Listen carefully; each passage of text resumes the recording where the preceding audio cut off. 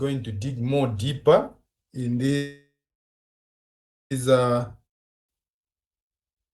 biometrics. Okay,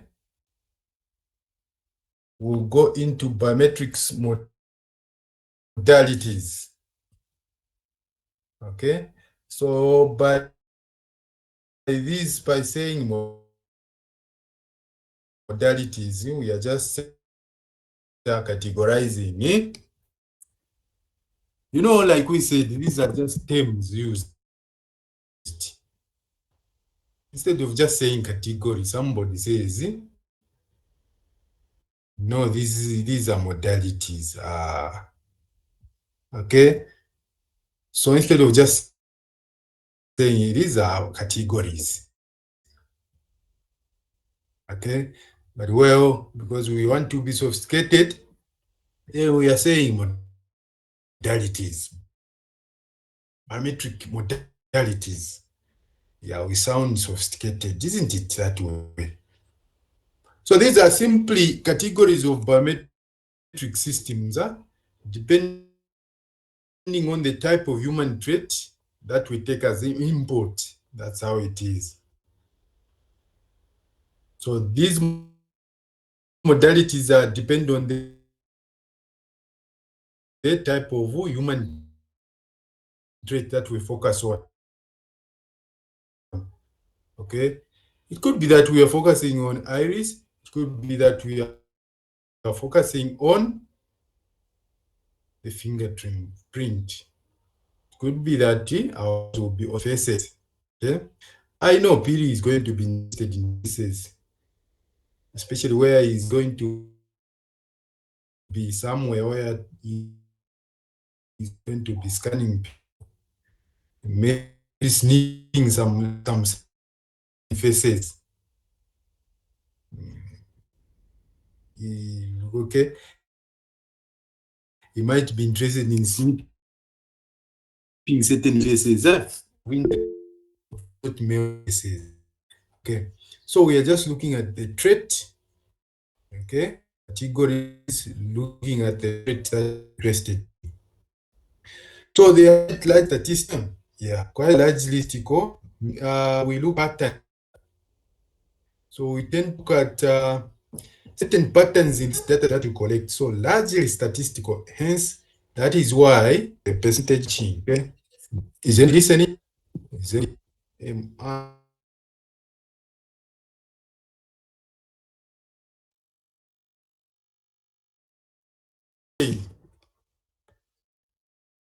We are looking at categories. Yeah. So the more the data available from the sample, the more the system is likely to be unique and reliable. So it is largely statistical, meaning what we capture as a template people, okay, we look at the pattern of the information, okay. By statistical, we are saying in this spam that we have collected, for example, or in this fingerprint that we have collected, for example, we tend to look for the pattern of the data, maybe pixels in that data. So the pattern the pixels have formed. So in that sense, we are statistical. We are saying this is largely statistical. The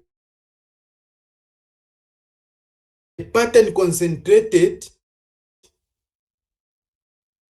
to form a certain pattern are the particles. Okay, are the particles in this template that we have collected scattered in such a manner that they are forming a pattern there, a unique pattern.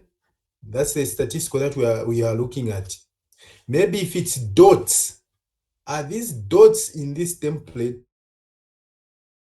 forming a certain pattern? So that same pattern is the one that will become unique. So we look for pattern. Now it can work on varieties depending to the measure, or we look for the patterns where we create an impression. So it's different. It's quite different. Okay, let's admit some more. So it's quite different when you are looking at it from the password standpoint of view, where exactly it is that the characters, the characters. Bad connection. Let me try to configure this cells in this manner. Let's do this. So now types of modalities that we have are as follows. Okay. So we are grouping them into three categories. So we are grouping them into three categories, being physiological. We touched a little bit on that one.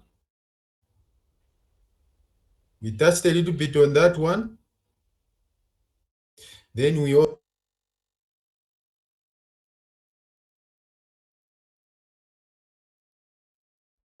so they are grouped into three categories or modalities. So we have physiological, behavioral, and a combination of both. How else might you say? How else might you call the combination of both, you guys?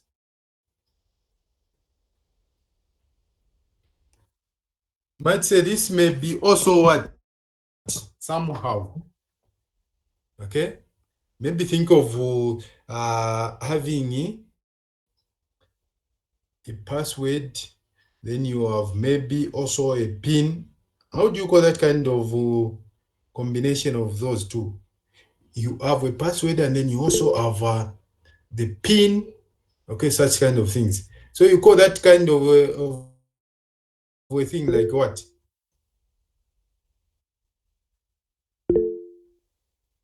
Okay, somebody says hybrid. Yes, that's also another one. Okay, that's also another way you can say hybrid. Yes, hybrid. Yes, multi-factor. Yes, very nice. Good. So combination of both modalities. So to group them and describe these groups, we say for physiological, in this one, we look at the shape and the size of the body. Okay, we look at the shape and the size of the body. And in this one, you list, if you were giving me, you were dividing, then I'll be very happy. Okay, you mentioned to say modalities, physiological modalities is like that. Okay, you look at the shape and the size of the body, or even in the type, the pattern in the that you get, the pattern that you get in the physical trait. So that can also be another description of the physiological modality. You look at the shape, the size, and the patterns that you get in the physical trait of a human being. So we have those examples which we discussed. Okay, those examples that we discussed earlier. The fingerprint. So you need to be very careful as you categorize these things. Yeah. Then we have behavioral. So this one looks at the change in human behavior over time. Okay, the change of human behavior. In this one, we have those examples. The gait. So this one looks at how the way somebody walks. Where do you think this can be applied you guys. How a person walks. In what instances can this be used?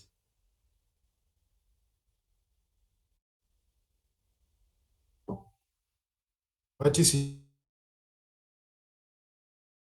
situation might necessitate us having a gate? What do you think? Where can you apply that one? You're trying to advise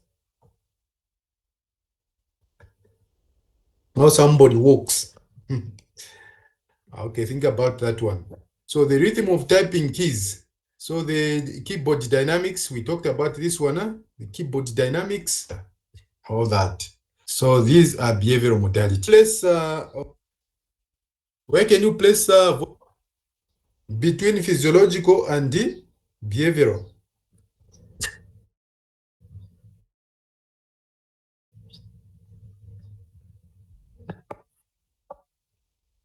So sometimes when we break, we shall even be typing. Eh?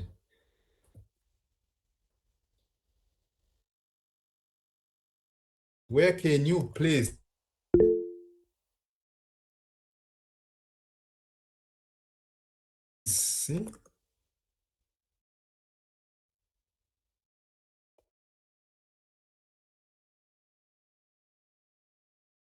voice recognition?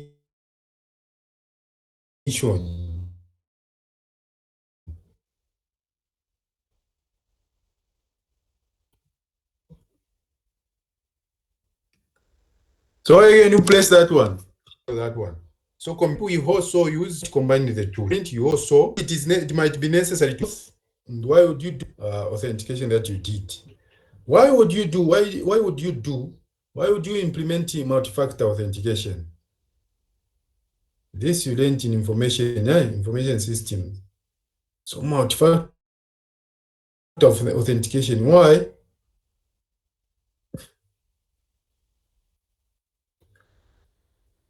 Somebody to teach us.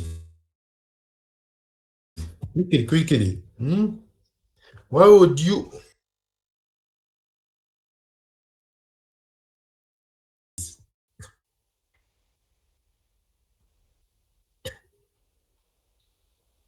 Is it just to? Oh yeah, Nguni says to increase security. Yes, exactly the point. So you want to increase the security. Okay, you want to increase the security. So that's why you want to combine the two. But then, as you do that, bear in mind that someone is going to complain, but never mind. If your focus is on security, if your focus is on security, then that will not be an issue. You just forget about that complaint. Yeah? Because all you are interested in is security. Yeah. So, for example, you might have voice recognition. So you might have, for example, in one voice recognition, you might have voice recognition at the same time. Okay, at the same time having what? Okay, speech.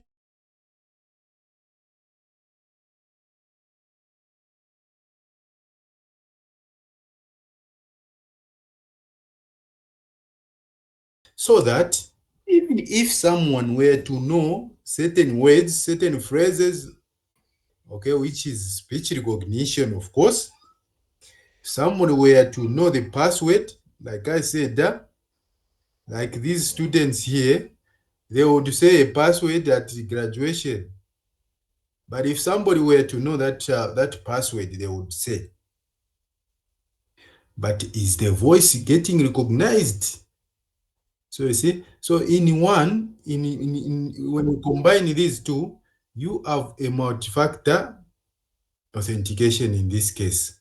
So from a voice, so you can implement two modalities from one, right? So that way you are increasing security, you are increasing the chances of protecting your valuable resources. You are increasing the chances of improving your security. Okay, so now we move on further. Now we dig a little bit more detail in each of these. Okay, so those examples that we have stated there, we start to dig them a little bit more in detail. Okay, so physiological modalities, as we have noted, the focuses on the physical trait of a human being. Okay, now, like I said earlier on when I was introducing this course, some of these physical traits of humans, they are permanent. Some, they change over time. Some of these characteristics, they change over time. Like, for example, Muni, when he was growing up, he had a very childish voice, okay? Very small, nice voice to listen to. But when he became a teenager, somewhere 12, 13, thereabout, he was even surprised that one day he just woke up. He thought he has what? He has a cough. He tries to clear the throat, it couldn't work. Okay, it changed. So think about that situation. Maybe there was that enrollment that took place when he was a child, when he was a boy. Okay, then he becomes a teenager at age 13, thereabout. He just discovers that he can't log in. So what are we saying? We are saying the voice recognition or certain traits of humans, they change over time.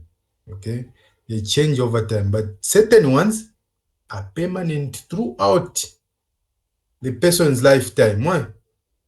So which ones can you go for, you people? Having that situation, having those types of traits. Okay, remember, traits are just the characteristics of a person. Okay, so James Soko says he can go for fingerprints. Yes, fingerprints don't change over time, but they can change. They can change. We describe certain situations that might cause these fingerprints to change. So which one do you think can stick around throughout a person's entire lifetime? Yes, the iris. The iris, it is said that the iris can stay during the person's entire lifetime. Why? Yeah. And the other one that stays, yes, it's DNA. DNA, yes, stays. The other one that also is permanent is the retina scan. Yeah? What do you think if a person is blind? Can it discriminate them? The retina scan? And we'll get there. Okay. Remember, we talked about biometrics being what? Being divisive, being selective, being biased. So we'll see about that. So let's talk about fingerprint, for example. Okay. So this is actually one of the most popular biometric modality that we have. It is so popular. Okay. And the reason for it being so popular are clear. It's because the sources are available of biometrics and easy acquisition. So you can collect this fingerprint template quite easily. So it doesn't need quite a sophisticated of equipment to collect the sample of a fingerprint. Never. It is quite simple and easy to acquire. So easy acquisition. And it is assumed that every person has this trait. Okay. Again, when you are trying to implement the modality to use, look at the universality of that trait that you want to pick. Look at the universality. How universal is this trait? Okay. Does everybody have it? So those are questions you ask yourself. Okay. So at least we know that people have fingers. They can lose one or two, but at least they can remain with maybe 1 or 2. Aye. So this one we are comfortable that when we pick it, then we will be safe, right? Yeah. So it is the most known. Now, every person has a unique fingerprint which is composed of ridges, grooves, and direction of the lines. That's what we see on our fingerprints. Huh? You can probably think of also the zebras. Huh? You can look at the zebras. You can look at the zebras to be almost just the same. Why? The zebras. But it is said that those zebras, the stripes they have, they are so unique that no stripes on one zebra are exactly identical to the other. That's how it is, even them. So, yeah, they are also unique. So, there are those lines, if you look at your fingers, unless they have worn out, yeah? But even if they wear out, yeah? If they wear out, these ridges, they replenish themselves, okay? They resharpen themselves and they appear again. So you are able to see those ridges and the direction of those lines. So those lines, they form like a pattern. Yeah? The direction they move about, there's a pattern, yeah? That is there. So you have such patterns as arcs, okay, the loops and the whorl, all that. Now the uniqueness of fingerprint is determined by these features as well as the miniature features such as the bifurcations and the spots, ridges, endings. So by this, what we are talking about is, okay, you can see the lines, the curves, the arcs, the loops there, but you can also see the miniature points. The miniature points we are talking about are the connections, or the junctions. Some of these lines, these same loops, they tend to merge somewhere. They tend to merge somewhere, okay? Maybe the ridge merges with another one. So at that point is called a minute point. Okay, that point is a minute point. Besides having these patterns of lines, arcs, okay, or circles and so on, if they are such, you still can see some of the connections that may be there. So at a point where they intersect or where they merge with another ridge, they form what we call a minute point. So now, there are techniques that are different. Some, when they are collecting these samples, they look at the patterns. Some, when they collect these samples, some modalities, okay, they look at the minute points. Where are they? These points of intersections. Okay, so that's what we are trying to explain in there now. So we have minute-based techniques.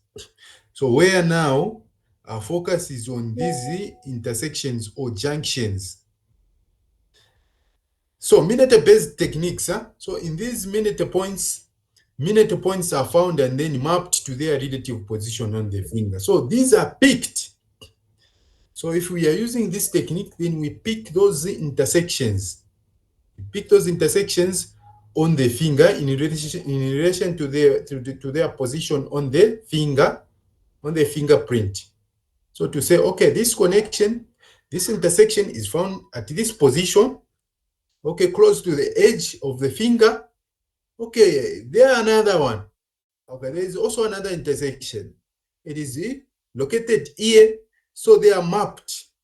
Okay, for example, this visual aid that we have is helping us to appreciate what we are talking about.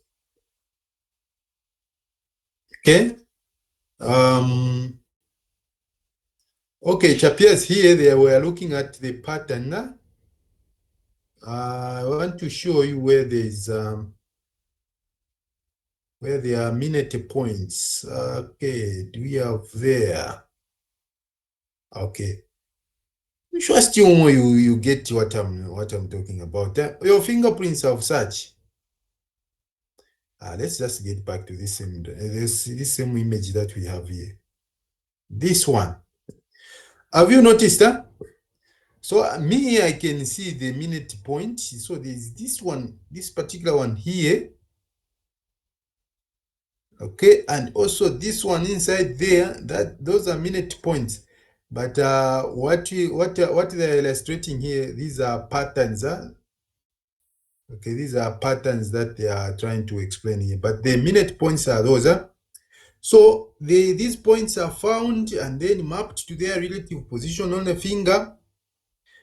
Then there are some difficulties, such as if image is of low quality, then it is difficult to find the minute points correctly. So that's a challenge which is there when you are focusing on minute points as your technique. So the other challenge is it considers local position of ridges and furrows, not global. Local position of ridges and furrows, not global. Global position or points. So that's a challenge which is there with minute points. So it requires high definition what? High definition sensors or readers. That's when you can capture such. Then there's another technique called the relation-based model, okay, which uses richer grayscale information. Now, this one tends to overcome the problems with minute-based method by being able to work with bad quality data. So to improve on the minute challenges that are there in that technique, so you can use also correlation-based method. It uses a grayscale information.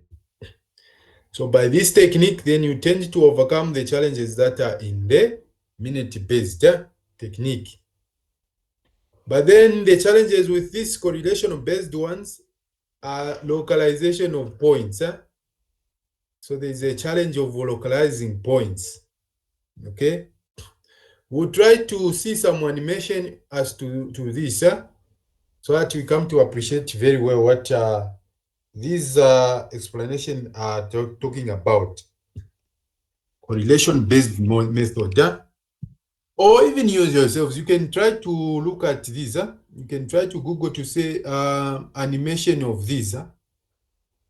You know, on YouTube, we tend to have a lot of visual aid when you are learning.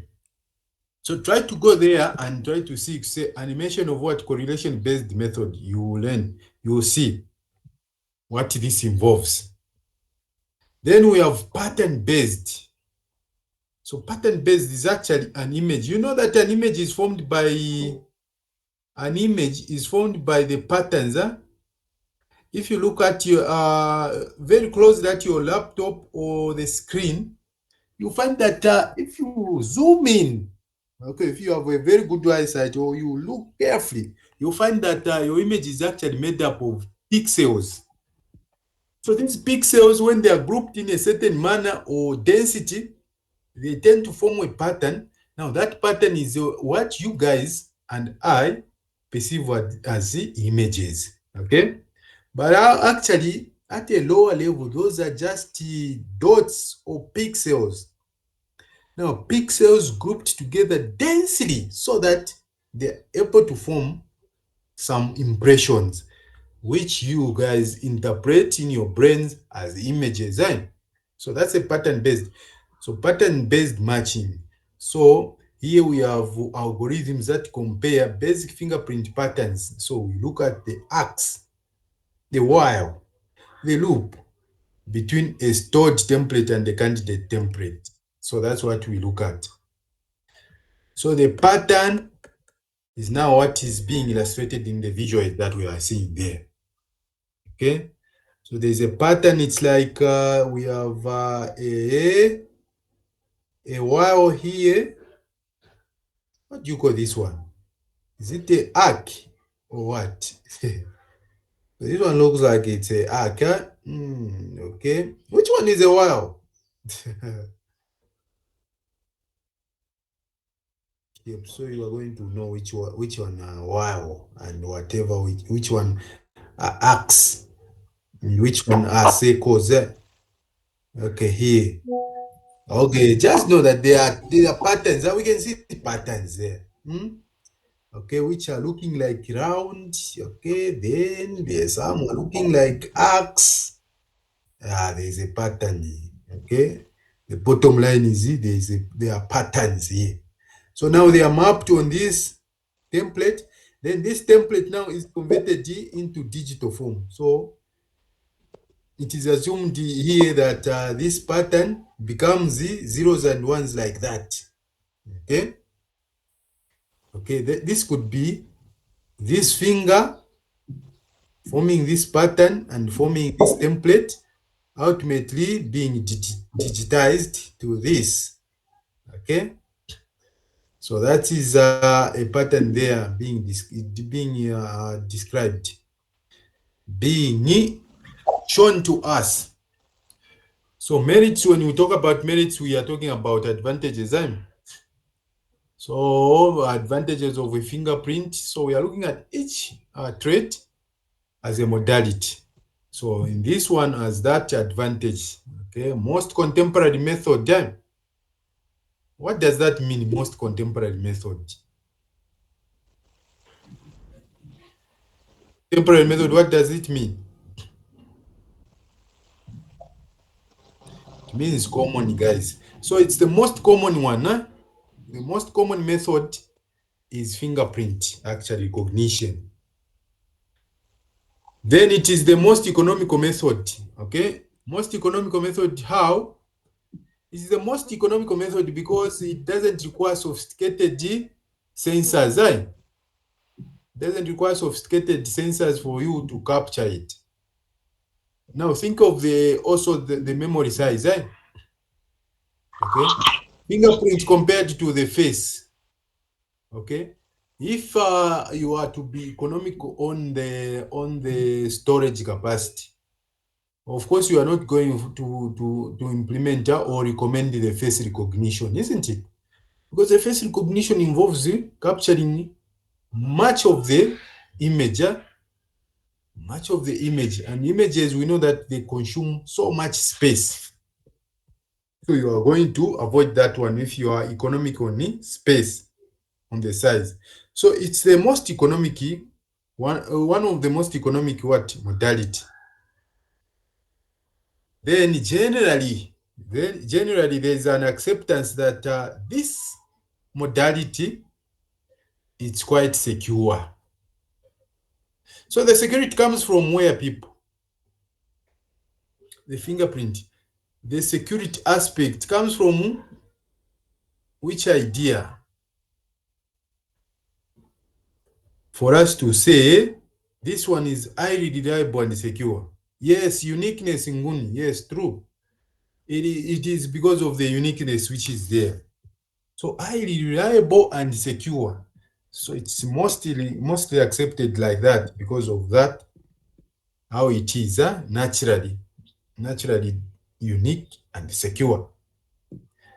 Then it works on a small template size which speeds up the verifying. Imagine trying to match, okay, a face to the faces that are stored in the database. That can consume quite the resources. Okay, the hardware resources, the processor time. It can consume a lot of processor time to try to match faces. Just imagine the processing that is involved. But compare that processing with what? Processing the fingerprint template. Trying to find the matching size from the database. You find that the one that has implemented fingerprint will be faster.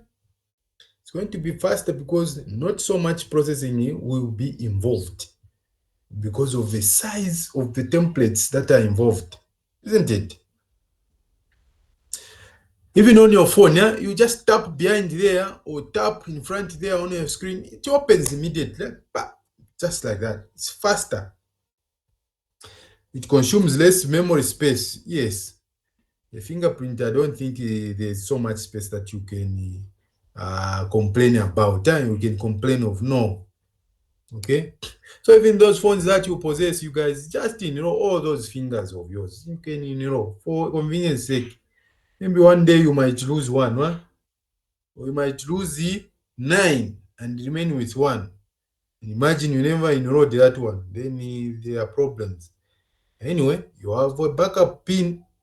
Anyway, yeah, you have multi-factor authentication on those smartphones. That's a beauty. Now, what are disadvantages of implementing this one? Yeah, yes, Mary.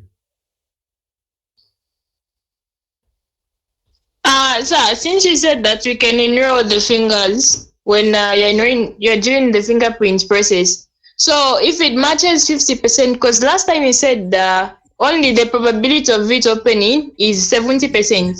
What if it matches Mhm. only 50%? Is it going to open or it's not going to open? It's going to deny. It's going to deny access. So even when you are installing, those that install or implement this, they try to set, even you guys, you will be the ones actually.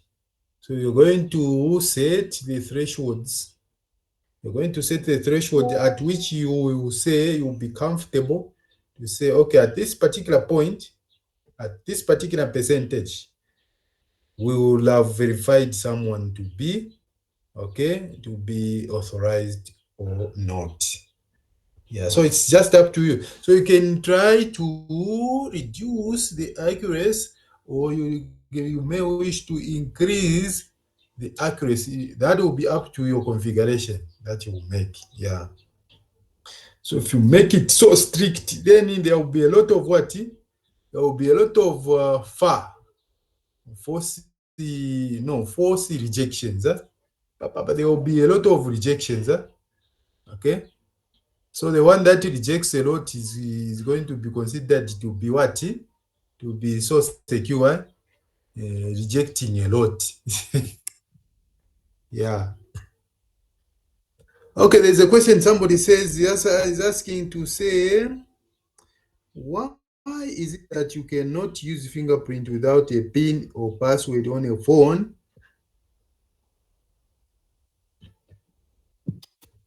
Oh, yeah.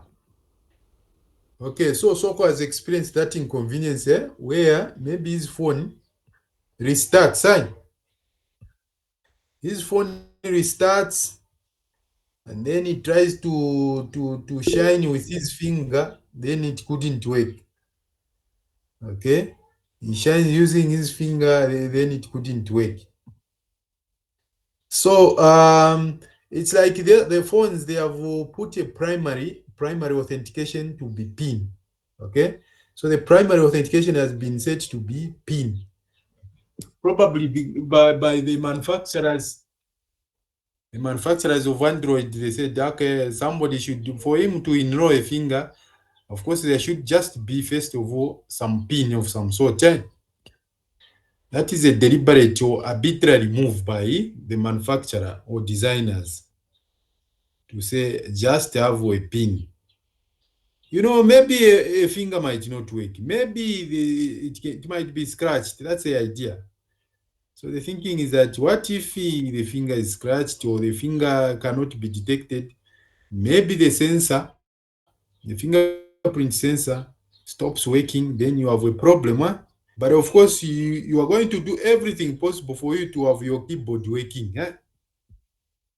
But if your fingerprint goes bad, you are not likely. You are not likely to go and start fixing it. How many of you would go and start fixing the fingerprint which is not working on your phone? But a keyboard, you know that a keyboard is so versatile and is so essential that you're not going to type that WhatsApp, you're not going to type that SMS, you're not going to key in the number to dial. So you're going to be forced to make sure that it works, but not a fingerprint. So it is just a designing issue by manufacturer, that one. Nice work. Okay, that's why. Okay, now we move on. Now we carry on. Yeah, then so Nguni is arguing to say, it could be the issue of force matches and things like that. Yes, that's what we are saying. We are saying that fingerprint might, over time, not be accurate, not reliable. So it may allow here and there, okay, certain fingers to go through. Yeah. So also that could be the reason. Yeah. So now the challenges, maybe the challenges are also going to help with the complementing Soko's reasoning. Is it Soko? Yeah, Soko's reasoning. Here we are saying, what if a scar, there's a scar on your finger, okay? Or there's a cut, you are using a razor, then it cuts your finger, such things, okay? Or your finger, what, disappears, your finger gets cut, okay? Maybe by the time you finish your program here, you were hoping that once you are done, it's immediately working as an executive on your organization. That's what we always think. Okay, when I finish, then I'll become a manager, okay, a security expert there in one of these organizations somewhere. Maybe when you finish, you discover that 1 year goes, nothing. So Soko would think about what? About working in a butchery. So he goes where there, he works in a butchery. Okay, it takes him, it tempts him to try to work with that machine, yeah? That one which cuts meat. Then he loses a finger there. So it can be a problem for him, huh? And that's a finger which he has enrolled. So if there is no pin, yeah, then he can be in trouble. So there might be such issues. Maybe there's a scar, a permanent scar, maybe. So it might be difficult for you to log in. Okay, cuts or absence of a finger can hinder the recognition process. You also have the system can be fooled by using artificial finger made of wax. You see again why a pin might be necessary, or why multi-factor authentication might be ID. Why? Okay. So somebody might have you tap somewhere a bubble gum. You guys, you can see how a bubble gum behaves. When you touch it, maybe it's in a state of where it cannot stick to you. Then you tap it. What do you see on it? So you're going to see exactly the pattern on your fingers, printed on it. You tap somewhere more than, okay, on a bubble gum somewhere there. So you see your fingerprints there. Okay, you see some prints.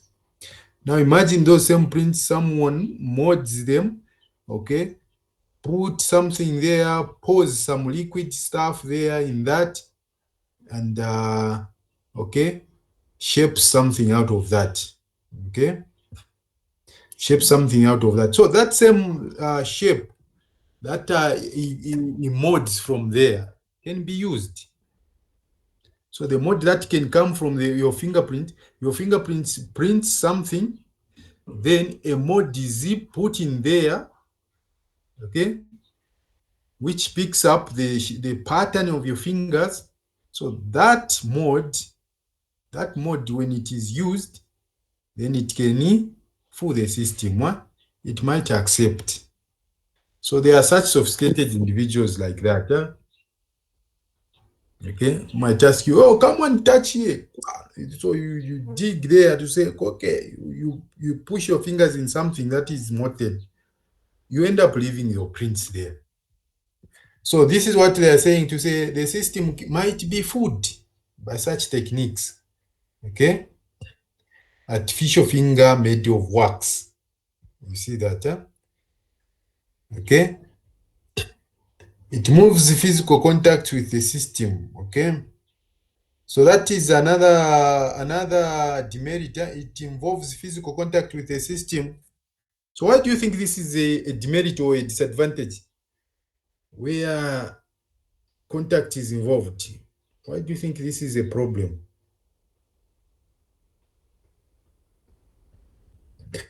Or why might it raise an uproar? Why might some people become concerned? No, these fingerprints, no, I'm not happy with it.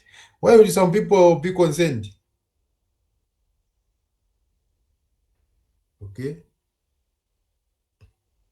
people like Mary Chanda there, they might become concerned. Fingerprints, what, fingerprints, sharing fingerprints and things like that. Yeah, no, no, no, not for me. I don't like that. Why would they do that? Yes, Mary.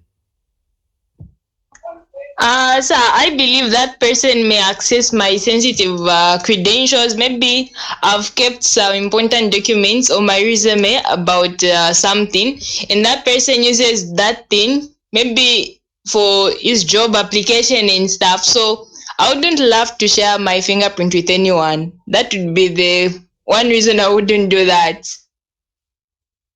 Okay, yeah, although fingerprint, you sharing fingerprint, you can share fingerprints. Yeah, yours, yeah? Yeah, yours. Yeah, yours. So now the problem we are looking at here, anyway, good effort, time. We are looking at that one which says it involves physical contact with the system. They say that this is a problem. We want to tap our finger there so that our fingerprint is captured. So why is it a problem? If you want to find a problem or an explanation to this disadvantage, Bridget, what could be the problem with that? Aha, I've got someone who should give us an answer. Demetris. The name sounds. Okay, Soko, the question is this. There is that part, huh? There's this one. There's this part, huh? This one which says it involves physical contact with the system. So just that same physical contact where you touch the sensor, the fingerprint sensor, that it is an issue. That's what they are saying. So why? Yes, Owen. Yes, sir. For some people who have physical disabilities, it cannot work for them because if a person does not have fingers, they cannot have that physical ability. Okay. Owen has quickly gone to biasness. Yeah? So it tends to be biased with those who have fingers. And those who don't have, then they have issues. What else? That's good. Benny.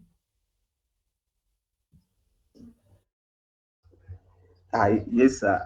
And you find that most of the cases, it is concerned with hygiene. You find that maybe in public places such as airports or maybe offices, if we use fingerprints, if I use my fingerprint, even the other one uses fingerprint, yeah, that can be contaminated. So hygiene, sir. Perfect. That's true. That's very good. That's true. Look at an instance, for example, when we had COVID. Yeah? You can imagine, yeah?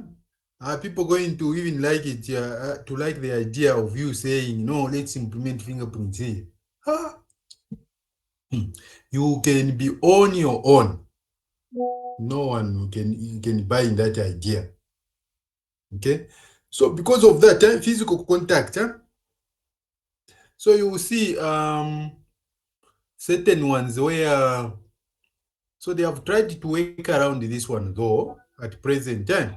They have tried to work around this issue. They try now to use the infrared where they just use some optical lights.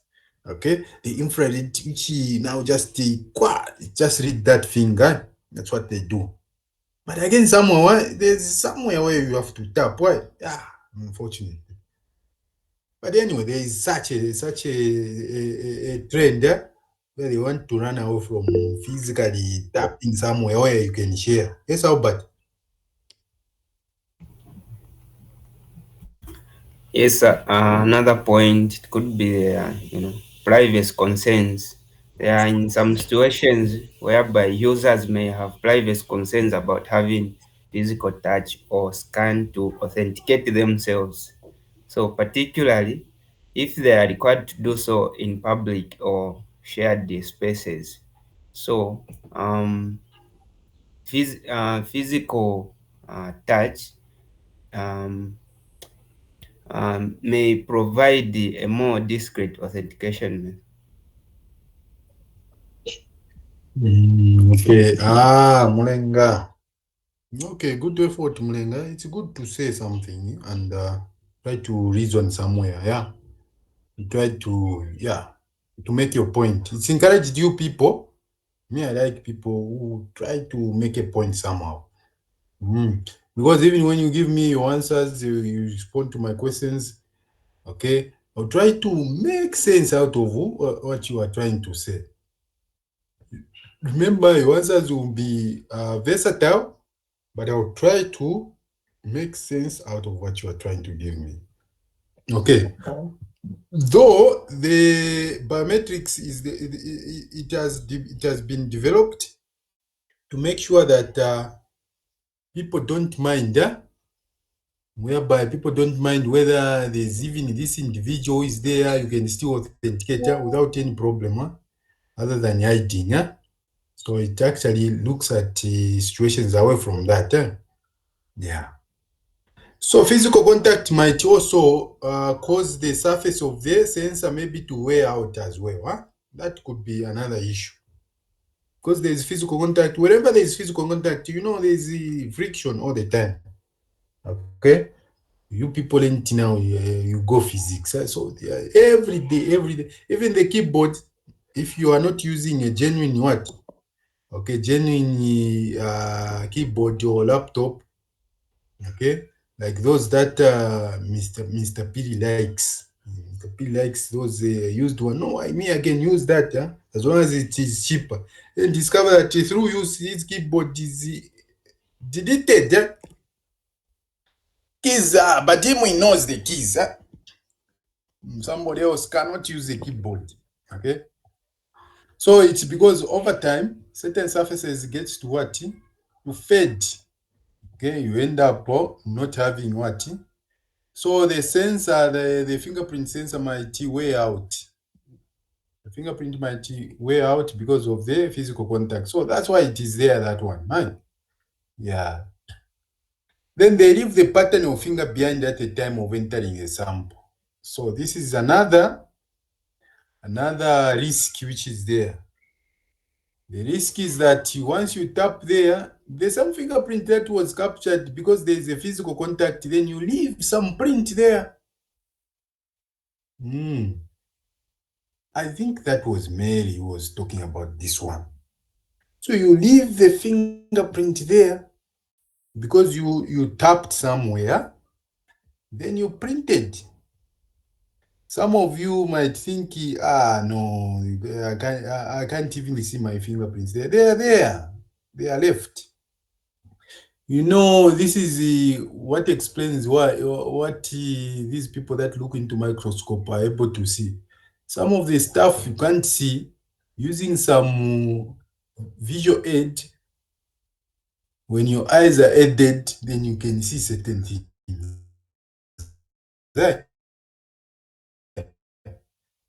Things that you can, okay?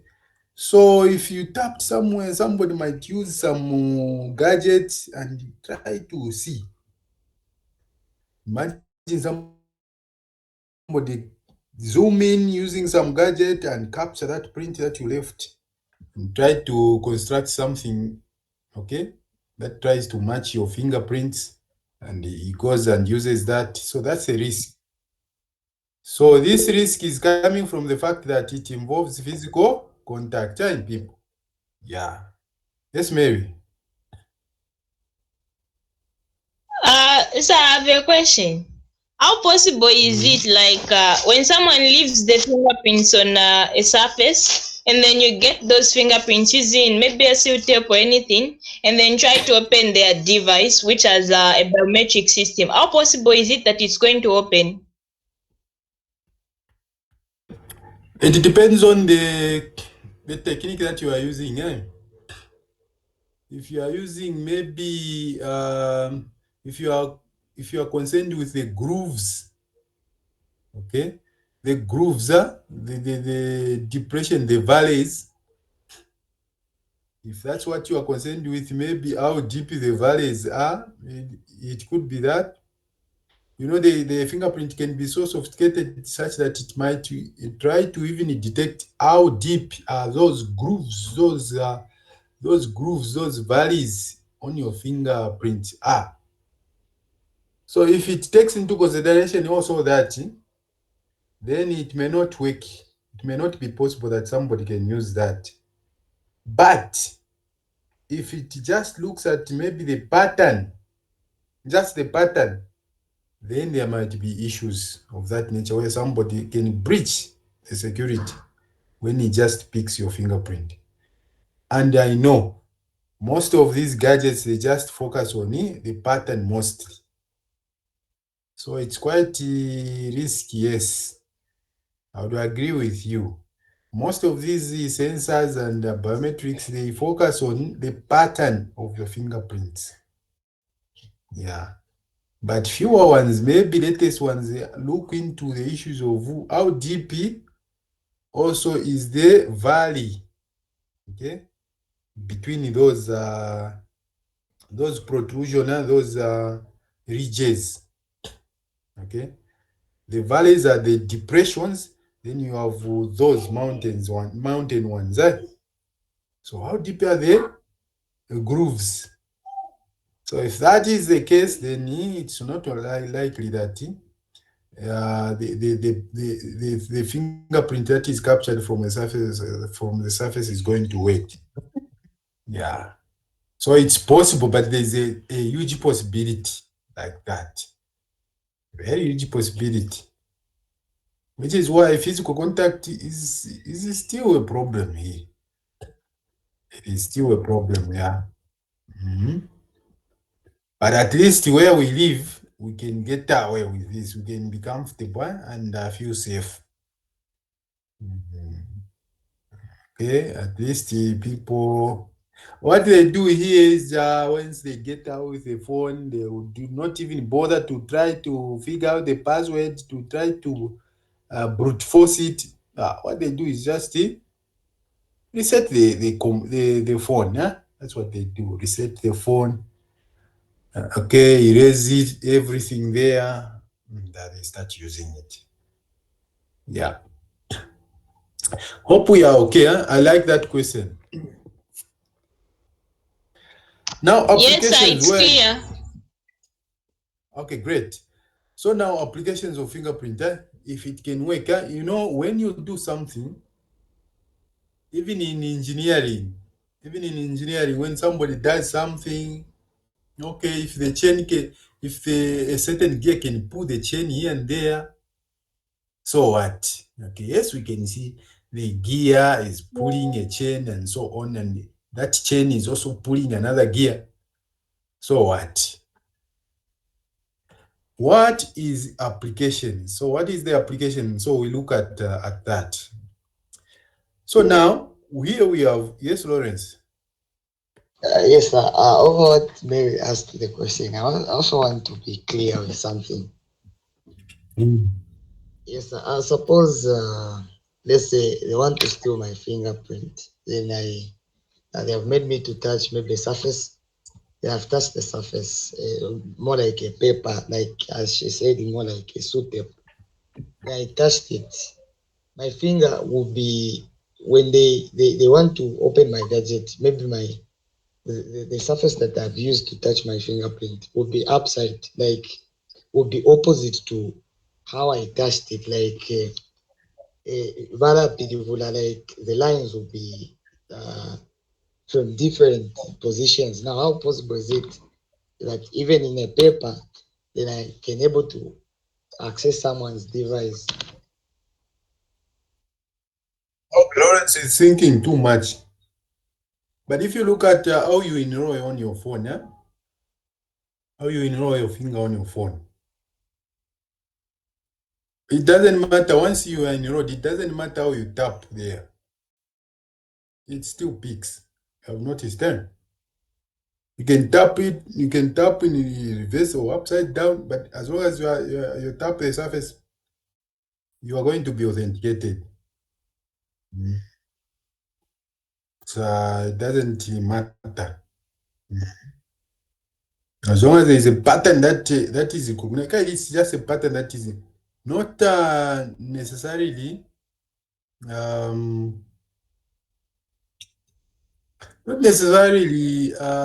fixed positions.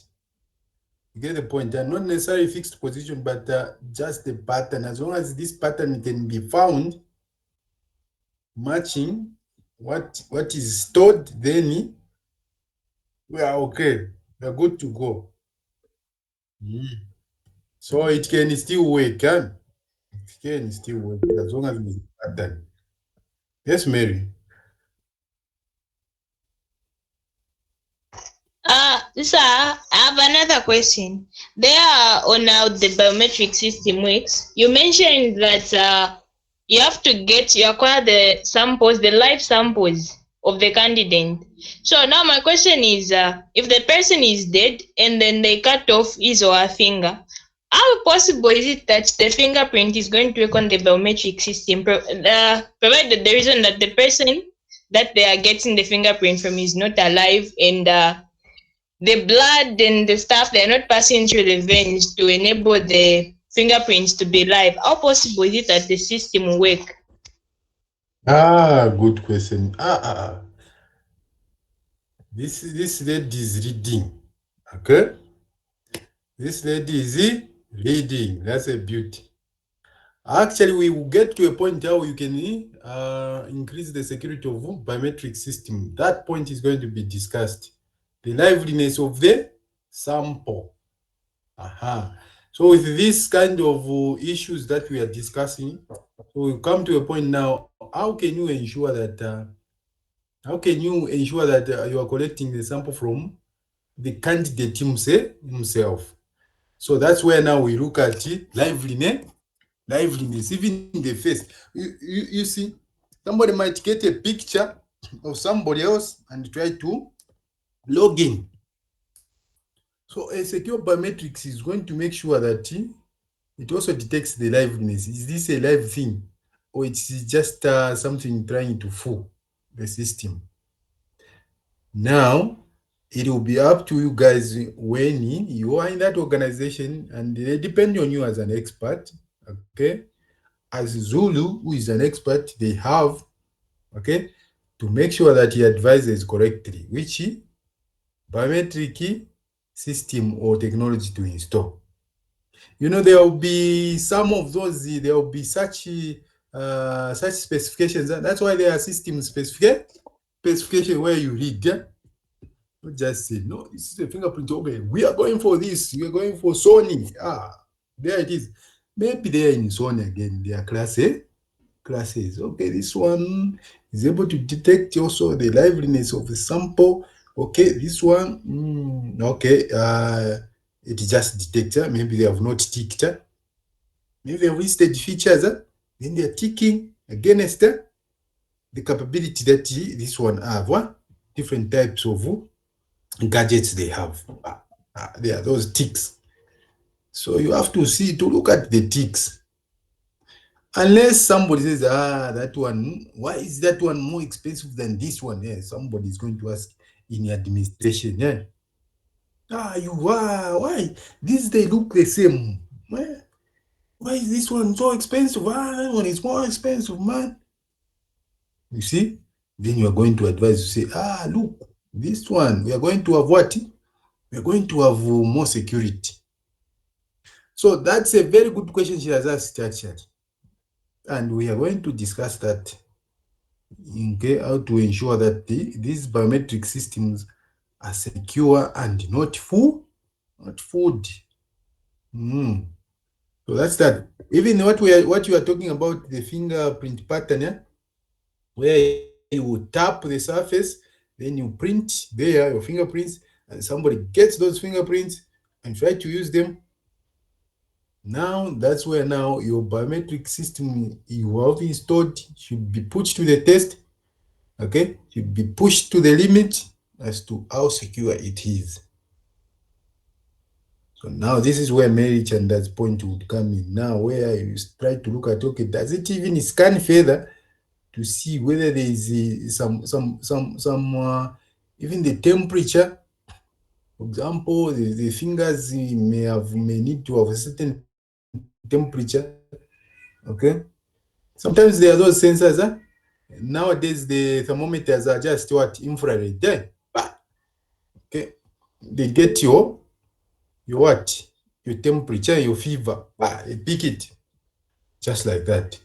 So there might be such ingredients. When you are choosing, make sure that you look at all that. Yes, Zoro.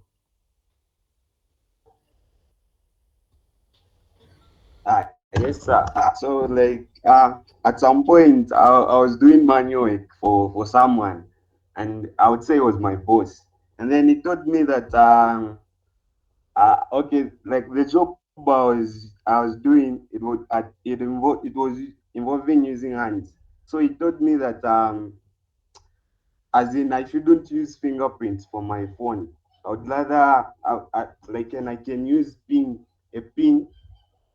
And then I asked him why, and then he told me that as in the ridges and the valleys of my fingerprints can wear down.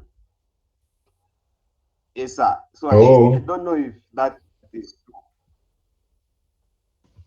okay. Yeah, they can wear out. Mm, it's true. They can wear out. That's why we are saying it can be a challenge. Those are some of the demerits. You can wear these ridges out because you are holding too much a hole, gripping, gripping, then they can wear out. It's true. So he was right. He was right. So if you don't have, okay, if you wear your finger out and then you don't have a pin, then there's a problem there. You might not use your device.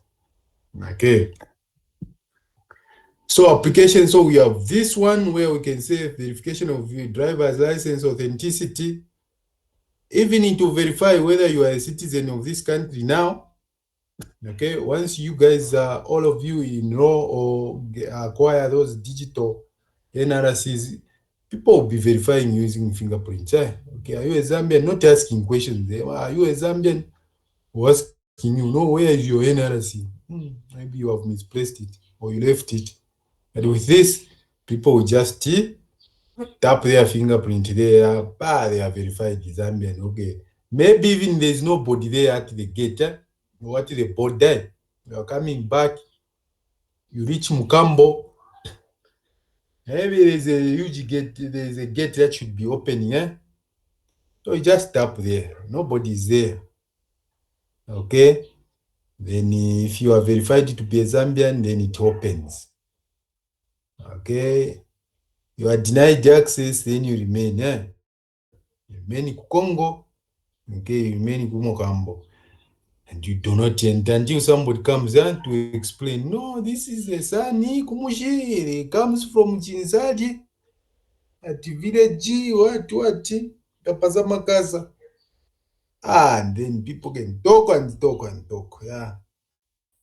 At least we talk in Zambia, but in somewhere, no, murakupikwa. But in some places, systems are the ones that sort problems out. Now with such environments, if you have issues, it becomes an issue. At least here we talk. No, I think this is the sign of this one. Yeah, somebody would come and try to look at your faces. Okay, no, it's okay. Okay, let him pass. Or maybe you are fortunate, there's load shedding, and at that particular point now, you can produce your NRC. Okay, now this particular time, you can produce your NRC because now that machine is it's not working. That's how you gain access again back to your country. Okay, so there are loopholes. So checking validity of driving license, okay, and border control, visa issuance, access control in organization. So there are so many of those applications, which is beautiful.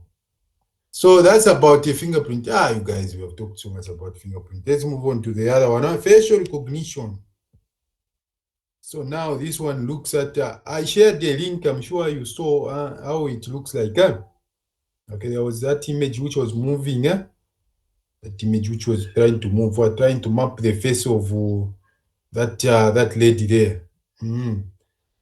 So facial recognition is based on determining the shape and size of the jaw, chin shape, and location of the eyes, eyebrows, nose, lips, and cheekbones. This is where the uniqueness comes from. Look at all those things that are involved, that we tend to look at. So it cannot be so much exact that the configuration of this, where the lip is, or the eyebrow is, it's exactly also on another person's. This there might find it come off a difference. You see? So all those are location of the eyes, eyebrows, nose, lips, and cheekbones, all that. We look at that in facial recognition. Then we have 2D facial scanners. We start reading face geometrically and then recording it on the grid. Then we have also 3D. Okay? What's the difference between these things, you guys?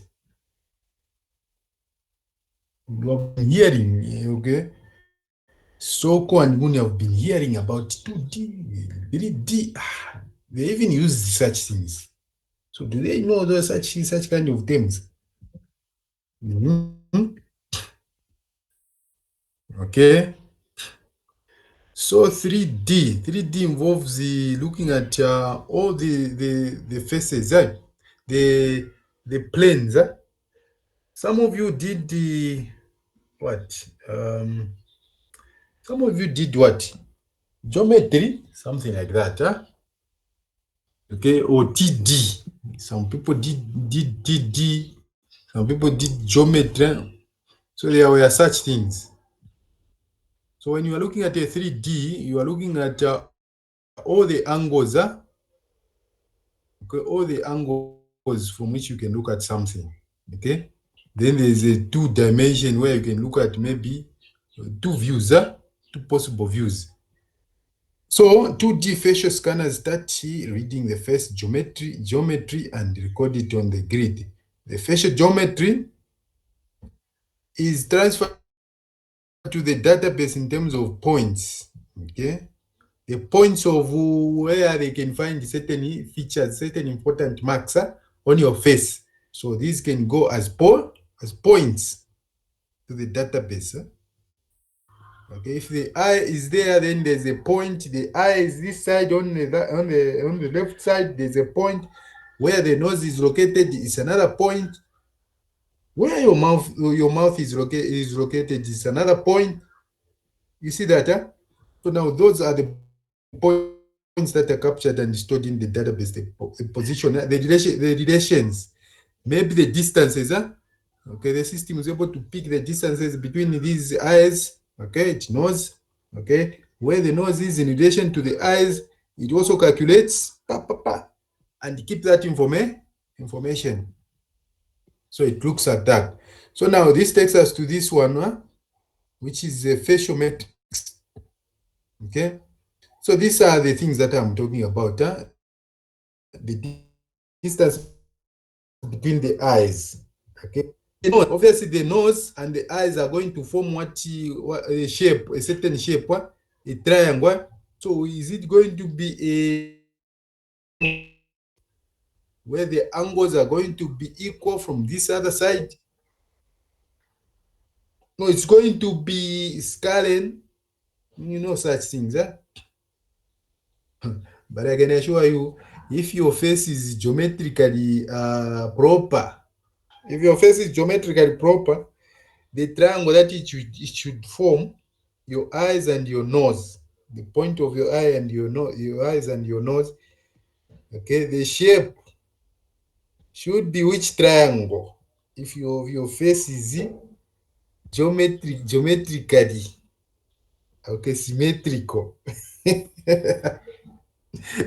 If your face is geometrically symmetric, by symmetrical we are saying, okay, this other half is exactly as the other half. The other half, why? Geometrically symmetrical. Okay, this half is exactly the other half. So if we look at the point of the nose, where it is, and the eyes, then we should have a particular triangle. Which one? People, did they know shapes? Yeah. Which triangle do you think can be there? Is it a right angle triangle?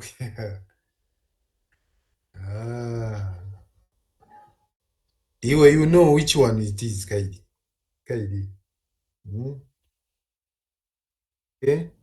You guys were learning that one, that triangle. That is isosceles. What are the properties? Isosceles triangle.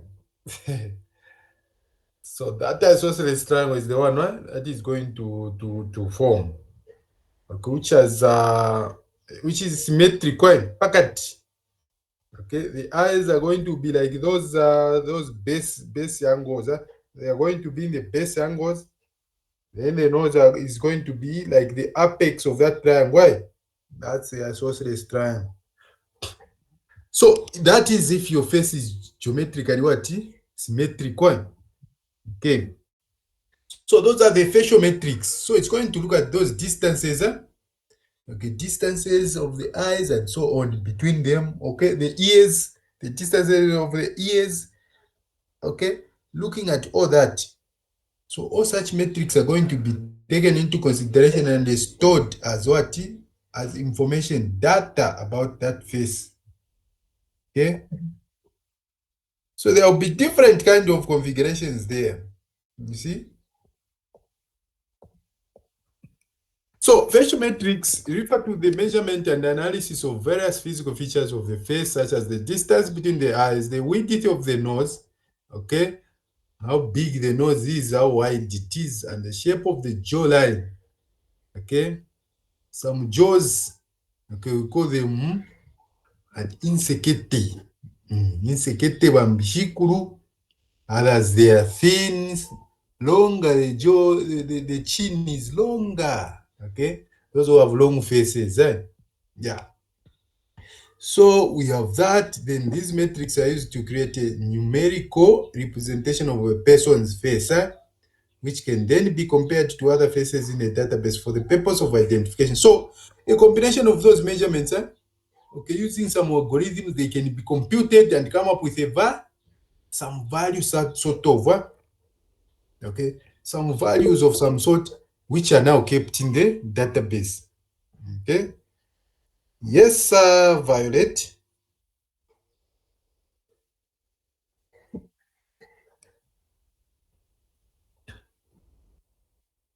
Yes, Violet. Oh, no, sir. It was just a mistake. Okay. Wait. So now we have so those values and so on, they are computed within some algorithms and stored. Yeah. So it is assumed that the combination of all those and computations, they are kept, they should be unique at least for this face. Okay. Then we have agent faces. Okay. Now this is a technique that is used by analyzing a large number of images of faces to identify the most significant features or eigenvectors of the face. Okay. So eigenvectors are then used to create a mathematical model of the face that can be compared to other faces for the purpose of identification or verification. So this is the technique. So in this one, you look at so many images, okay, to identify the most significant features on the eigenvectors of the face. Okay. So then these are used to create a mathematical model of the face that can be compared to other faces. Okay.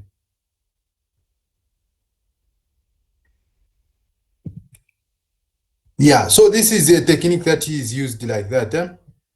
Looking at large number of images of faces. looking at a large number of images of what? Faces to identify the most significant features. Okay, so what are we saying? So looking at a large number of this pool of images, we look at them to say what are the most common features on this in these faces? What are the most significant features in these faces? Okay. So when you look at all the faces to say, okay, the most significant features, it's like this, people. When you are looking at maybe vehicles, okay, let me just give an example for you to appreciate what they're talking about here. When you look at the vehicles, you discover that the vehicles, you did special paper one, you guys. So you discover that at least for a vehicle, because the vehicles, a vehicle, it's going to have significant what parts. It's going to have significant what features. So a vehicle is going to have tires. It's going to have at least doors. It's going to have all those. So when you look at every vehicle, you are going to have even a picture in your mind to say, okay, vehicle looks like this, must have these features.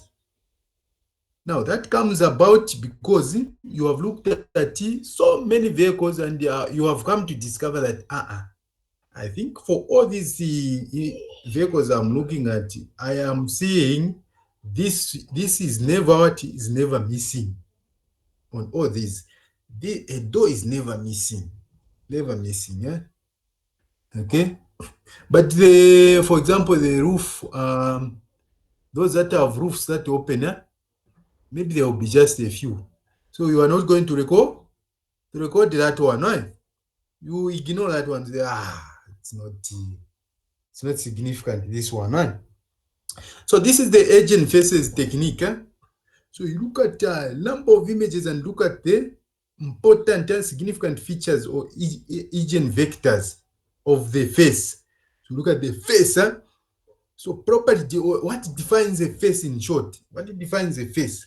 So when you look at all these large number of images, then you come to a point where you say, okay, a face is defined as follows. It does this, it does that. Actually, this is just defining a face, what a face is. Okay. So it uses now the most significant, it identifies the most significant features or agent vectors of the face. Now, these agent vectors are then used to create a mathematical model of the face. So from that now, we come up with a model or a formula, if you like. You come up with a formula, if you like. Now, that's a formula or model that is applied to the faces that come, okay, for the purpose of identification. So that we are able to say, no, this is not a face that this guy has brought. Okay? Okay? This is not a face. Chana chave mechi. It's not a face. A face never looks like that. We can even reject using this model. You understand? No. I think the system gets even started there. Okay? So that's the idea. That's what we are trying to explain here, to understand here. Okay. So now a mathematical model is now created. Just like you can say, okay, for a vehicle is defined like this. So vehicle, it has these features. Then that way you can use that same method to actually find a vehicle, to recognize that what is coming is not a plane.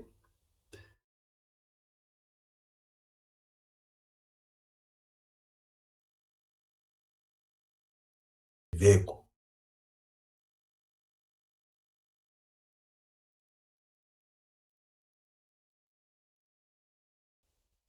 Okay. Kana venga vari fuluwafe avata varandati vari gomaika. Vari gomaika ata vari happy about agent faces as we move on. Hey. Okay, are we safe there? That's just on a lighter note. Are we safe? Yes. On Asian faces, are we safe? That technique? Okay. Yes, sir. Yes, sir. Yes. Beautiful. So now we come to skin texture analysis. Okay, skin texture. So sometimes these things they involve a lot. They involve okay, for example, geometry. Okay, even the face. We're looking at the face actually right now. Even the skin texture. Now here, this techniques involves analyzing the texture of the skin on a person's face. Okay. Now here you need a very HD, a very high HD what camera that tries to get the most out of your face. Details. Okay, there's a pimple here to feature just like that. So this analysis is typically done using high resolution images of the face, which are analyzed using specialized software. Now, are you seeing even why we said fingerprint may be less expensive one? Imagine if you have implemented this one and it has to do all this, it has to analyze and enhance that image so that it becomes high resolution. You need a lot of power of the processor, for example. So skin texture analysis can be used to identify features such as wrinkles, pores, and other imperfections that are unique to an individual's face. You can imagine it goes on to look at even such. Now you see why some people may even be uncomfortable. No. Some people when they capture their screen, somebody was trying to shoot a friend. So he was when they were in an ablution blow. Say, my friend, you are looking in a mirror and you are seeing a dog. That was bad. It didn't end up so well. So, wrinkles, pores, other imperfections that are unique. Looking at that, imagine looking at even such kind of imperfections. To say even such imperfections, okay, they are unique. They are unique. Okay, some may be more on a bad side than others. Okay, the badness differs. So these features can then be used for the purpose of identification or verification. Okay, maybe somebody would have a blacky pimple somewhere. Okay, maybe just on the nose, such things. So when the other person doesn't have, of course, then it means is different. So these techniques are used in various applications of facial recognition and analysis. Of course, security system, surveillance, and even forensic. Okay, this guy has a scratch somewhere. No, we are looking for a guy who has a mark or a birthmark on the face, on the cheek. They might be looking for such a character. Now there are concerns about potential misuse and violation of privacy. That's a challenge with facial recognition. So it is important to use these techniques responsibly and ethically. Okay? Very, very important. The faces, people now become concerned. Whenever people's faces are involved, people become concerned how their faces are being used. Have you watched some news, some Al Jazeera and so on, where now they're interviewing someone and then, then his face is blurred and so on. Somebody doesn't want to be identified. Somebody doesn't want to be identified. So it's so common. People want privacy. Even if some police are trying to investigate, some people ask that their identity is hidden. So when faces are involved, people become skeptical actually. So we have a visual head with us here. We have a visual head with us here of a typical facial recognition. This is where now it is mapping the distances, the vectors there.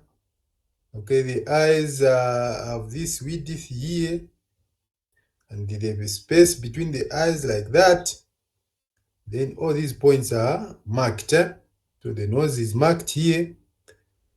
The geometry of the mouth is somewhere here, and it is stored on a computer like that. So the face template is stored on a machine. Okay, so this is just to illustrate the capturing of a face in the face recognition system.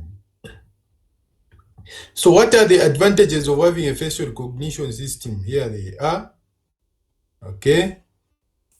So we have these ones. It offers easy storage of templates in the database.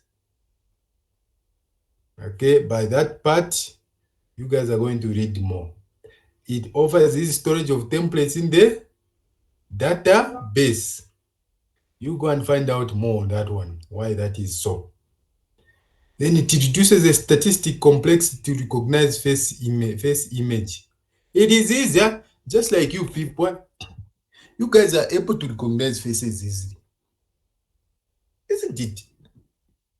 Now, if they were to ask you to recognize people by their fingerprint, how easy is that going to be?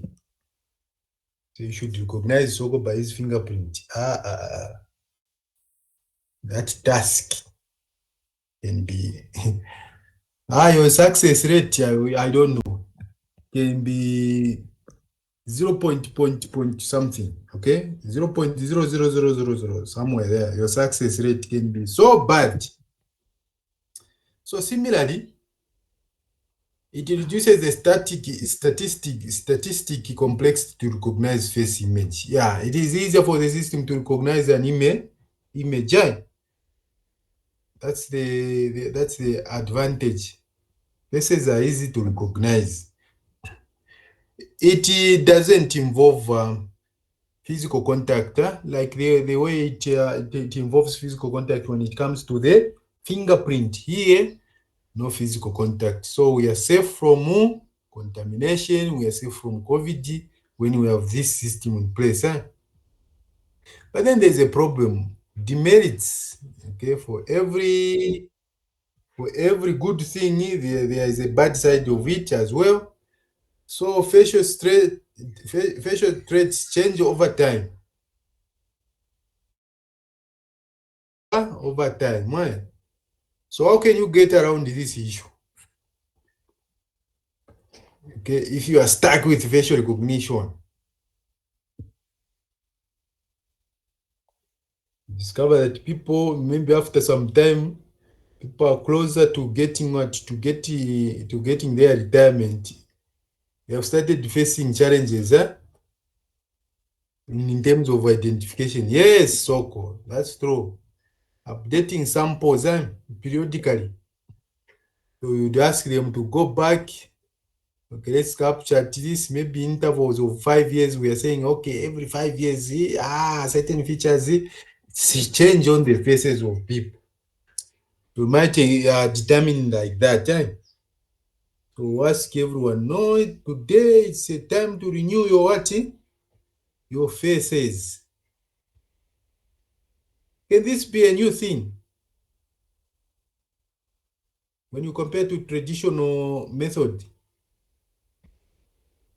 can people complain so much to be asked? Can it be too much to ask people to go and to come and update their faces?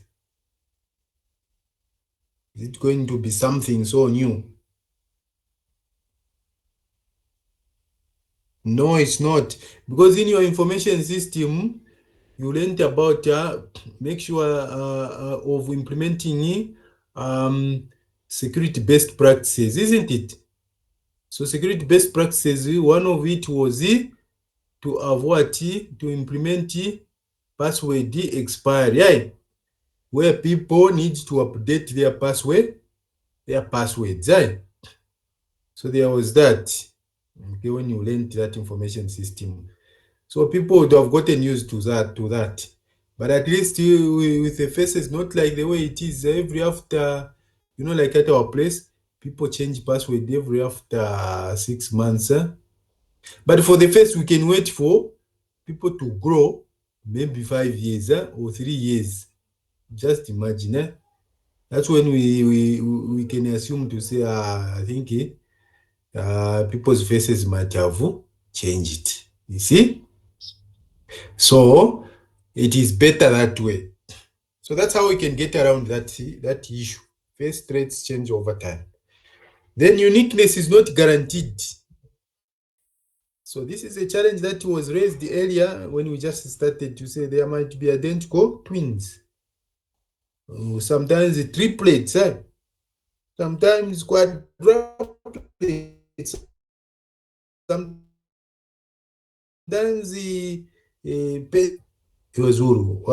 how can you call the 5? Penta? Pen twins? We don't know. Maybe there is no such a thing even. So at least we can end at quadruplet. Aha. Okay, quadruplets. At least there. At 5 ones.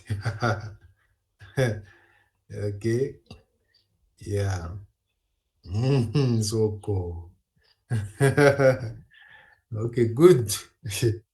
Yeah, so those are the advantages or disadvantages. Uniqueness is not guaranteed. If a candidate face shows different expressions such as light smile, then it can't affect the results. So if your enrollment was that you closed your mouth, then you come and you start smiling, then you might not be recognized. Then you may risk not getting recognized. So if a candidate face shows different expression, such as a light smile, then you might fail to authenticate. Sometimes even light. Lighting, if it's bad, maybe at a point of enrollment, your image was captured so nicely. But now, this time around, you have become dark. Maybe at a time you were what? Mwalezola. Perfect car. Okay, car. Complexity was, the complexion was good, was light. Now, yalizanisha bonomba. Yeah. Tell you, then you fail to authenticate. Looks at this image, it thinks it's of low quality. Fails to get through. You see? So, such might be the case. Lighting, adequate lighting is necessary. Okay? So that might be an issue. Now, this is where we are saying sometimes such situations might create biasness. You discover that those that are light in complexion, they are what? They are authenticating. Then Zulu goes there.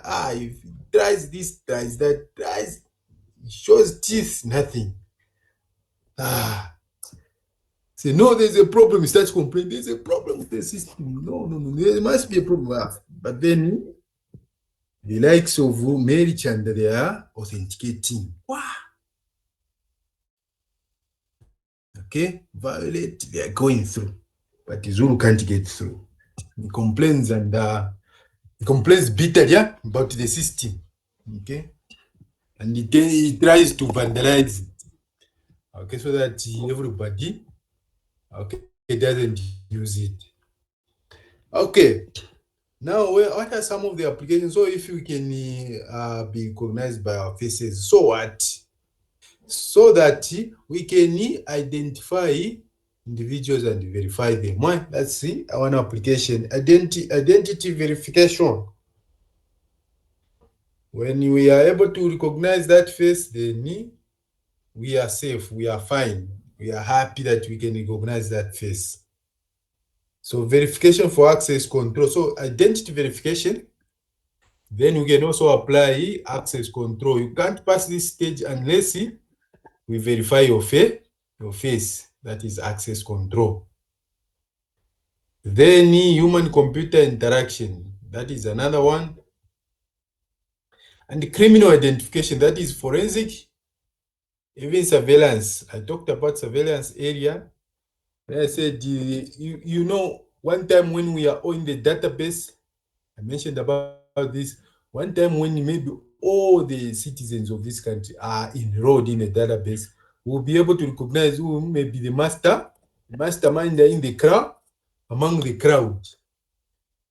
Okay, so people are throwing stones trying to block that important road there. Okay, because of new allowances, then we are able to come with a system that actually looks at your faces, it picks the faces, and attaches what the identity. Remember at enrollment, we said when we are enrolling you, we get the name, we get the address, we get whatever we might wish to be interested in. So when we pick your face, okay, as a mastermind, then we have this information come.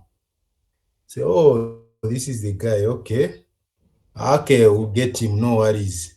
Okay, so so surveillance. So surveillance also can be used where you can focus also on some individual. Say, oh, this guy he has walked this side, he has turned to this corridor. Oh, again, this another camera has picked. Okay, is this some guy that passed through that other camera which picked him in the first place? Oh yes. Okay, another camera has picked him this side. So this guy must be in this area. His manner of movement is like this.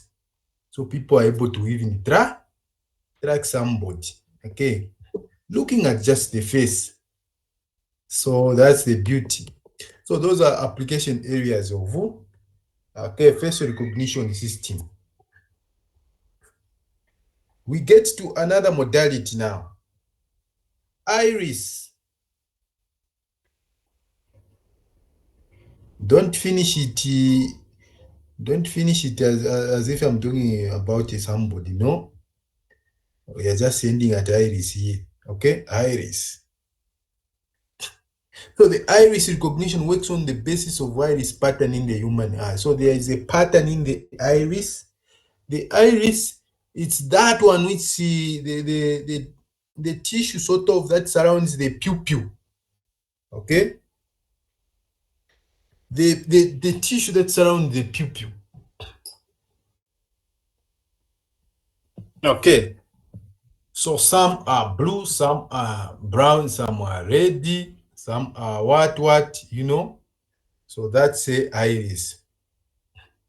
So it's the pigmented elastic tissue that is adjustable, circular opening in the center. So the center is the pupil. So it controls the diameter of the pupil. How much light is it going to allow to get through the pupil? Yeah. So in adult humans, the texture of iris is stable throughout their lives. That's the advantage there already. The iris pattern of left and right eyes are different. So that's another thing to take note of. So the iris patterns and colors change from person to person. Yeah, so those colors, you can have those colors that you mentioned, yellow. But with us, which one is the most common one? Which one is the most common one that you have seen? So the brown one is most common, yes. So here we get the picture of the iris with the capable camera. That's what happens. Then we store that iris, and then we compare the same iris when the candidate comes back. So when the candidate comes back after he has already enrolled, then we can compare using algorithms. So the algorithms are going to compare the iris properly and determine the identity of an individual. Okay. So people want to go and eat, isn't it? The Secretary has already left. Yes, sir. He's angry. Bambere twakumana ku church basa. All right. All right, then you guys, do you think we can end here? Yes, No, sir. no. Hey, the ladies. Yes, sir. Ladies first. Do you think we can end here? Anonymous said, this one Anonymous. Anonymous, Anonymous Yes, first. sir. We can actually end here. Violet. She has spoken No, up. sir, we don't have food. There's no food. Okay. Let's so we carry on, eh? You were free max quiz, sir. You know, when I Yes, sir, come we there, carry on. we are going to do some presentation. I think so far so good, which means that this particular point, we should be able. I think I'm with you for 2 weeks, right? Is it 2 weeks, eh? Yes. Yes, sir. Okay. So 2 weeks. So I'm with you 2 weeks. The other week, we'll pair you. How many are you guys? You are how 88. many? 88. Okay, so we end up having some groups. So we are going to have some topics that we'll share, and there will be some presentation the other week somehow, so that people get to, when you present something, can assure you that will never get out of you. That's the beauty about We'll be presentations. presenting online, sir. So yes, online. So no free marks, James Soko. Free marks, we identify them when we meet in person. When we meet in person, we identify areas where there will be free marks. Okay, for example, people coming punctual, what, such. And then people participating, like when there is a presentation. Facial Yes, recognition. even attendance is also part of something, yeah? Part of an incentive, actually. So people should be attending lectures. It's very, very important, actually, to attend. In some places, the people sign up. Okay, there are some authentication mechanism. You can fingerprint there, you are going to class, okay, you log in. Yeah. All right, so I will share the topics, and then okay, what I'll do is, where is Elvis? Elvis. I'm Are here, you sir. there, Elvis? Yes, sir. You are there. So Elvis, what Yes, you sir. are going to do is, maybe you already have groups. Mr. Kasonde used to assess your presentations, Yes, they are there. and you were No, in sir, we groups, right? don't have. For last but we'll create new ones, sir. We'll Eh? create new ones, sir. We'll Okay. formulate some new groups, sir. Okay. Okay, Elvis, you are going to create those groups, then you share the names, eh? All That'll right, be sir. great. And then we shall have portions where to present. Make sure that you polish nicely so that we have that information. I don't want when I give that test, the time when a test will come, then people are just giving me something else from their heads. No way. No way. People should write making sense. Okay, when they are writing, say, yes, these are Bachelor of Science in Computer Security. These are the guys, cyber security. People who know what they are doing. That's what we want. So when you are given that topic, make sure that you gather information that will enhance the knowledge that you have acquired. That will make sense. Get sense out of it, especially application as well. Okay. See you next week, you guys. You have been great, especially by sticking around. It has been great, through thin and thick. Okay. We have been In together. Yeah, you have stuck Thank you. around. Great. All right. See you. See you Monday. Bye. Goodbye. Thank you, sir.